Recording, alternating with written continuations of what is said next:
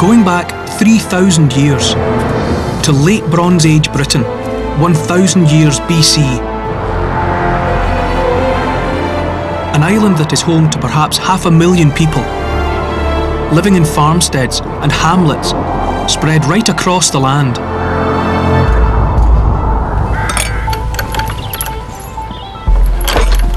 Here, on this wild stretch of Devon coastline near the town of Salcombe, you can see field boundaries clinging to that slope over there.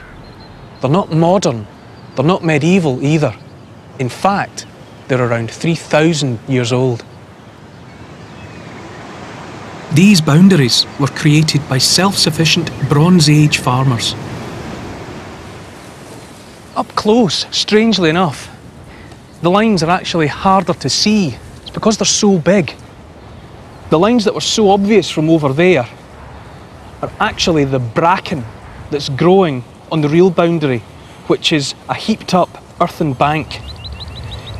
In this field, and in the fields that surround it 3,000 years ago, Bronze Age farmers were growing oats and rye, or keeping cattle or sheep. By the late Bronze Age, what we see emerging is a Britain that has the first glimmers of a world that we would recognise today.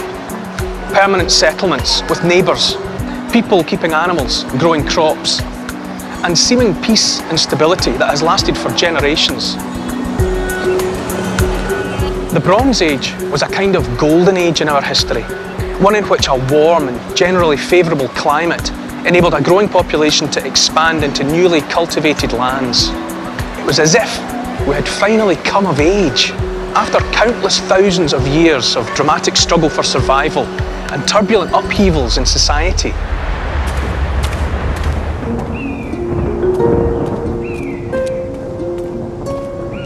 Our story first began in times so remote that the people who occupied Britain were even a different species. These are the oldest human remains ever found in Britain. Boxgrove man lived 500,000 years ago. From around